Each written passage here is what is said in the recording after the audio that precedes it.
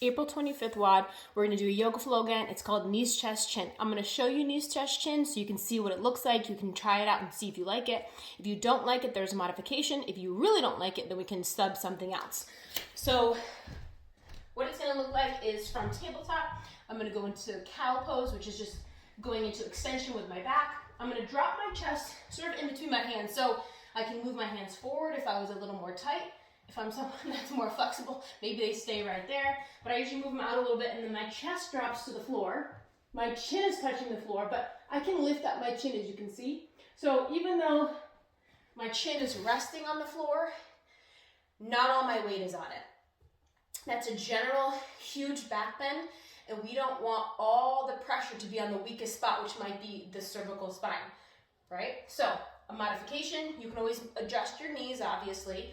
You don't want a ton of sensation in the back, but you can take an ab mat or even just a folded blanket, right? So same thing, chest to the floor, my chin can rest, but I can adjust my knees up so that I'm in, again, that general back bend through the whole neck. If you try it and you still don't like it, probably if you're a little more tight, you're just gonna go into cat and cow. So lifting up the head and tucking the chin. All right, so basically like hollow body and then an arch. All right, so we're gonna do a yoga flow. You're gonna use your smart WOD timer, choose the TABATA setting, 20 seconds of work, change it to 0 seconds of rest, and then 60, 80, 100, or even 120 rounds. I know it sounds a lot, but each movement is, you're gonna hold it for about 20 seconds and then move to the next thing.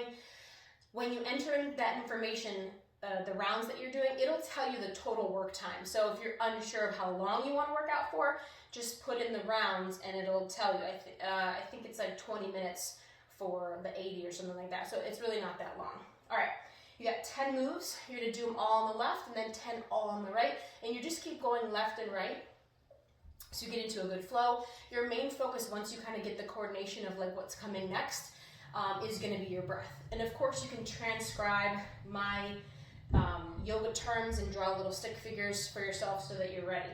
Use an object so that you know what side you're on. I'm going to put my shoe to the left, and I've got child's pose here. So from child's pose, I'm going to go into upward facing dog. So you will stay in child's pose for 20 seconds. I'm going to roll forward into a hollow body like tabletop, and then upward facing dog. You don't have to look up the whole time, but at some point you do want to look up so that I'm continuing that stretch for my whole spine. I'm going to tuck my chin and go to down dog, three-legged down dog. So my left leg is going to lift up.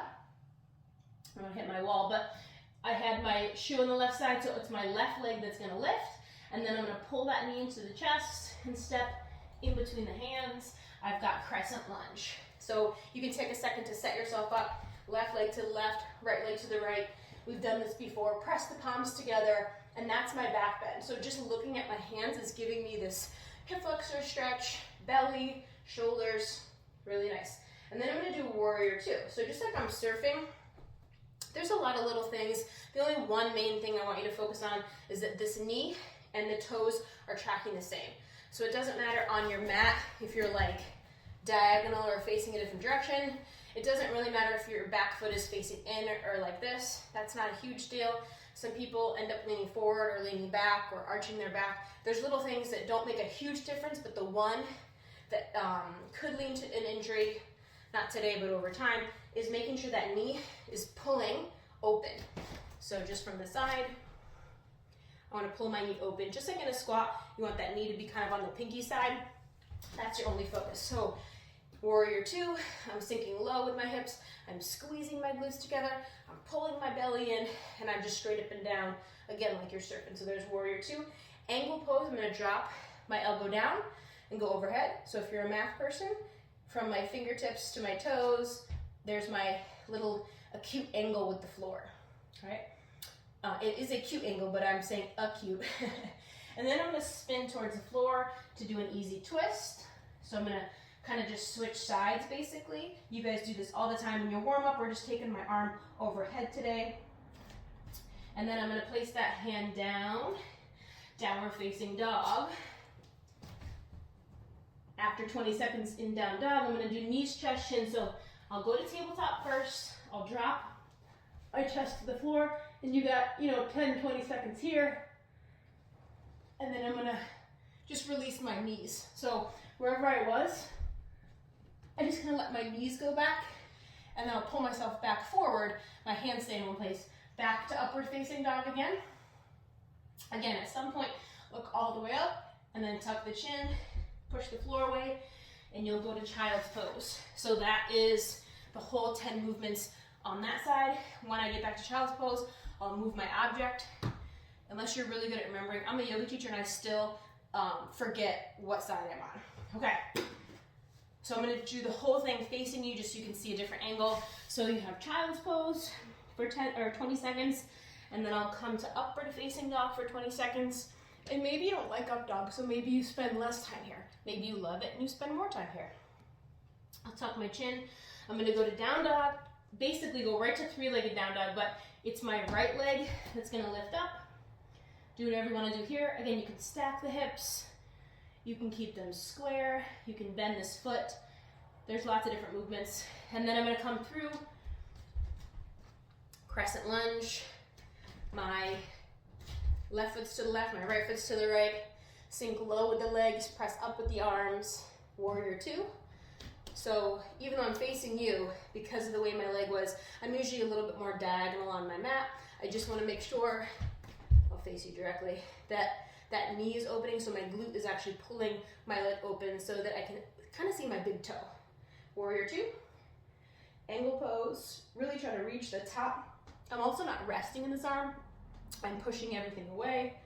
You can think about like vectors. I'm trying to pull in all the directions. Easy twist, so I'm gonna put that hand down. I adjust my foot here, so I'm no longer on that back heel.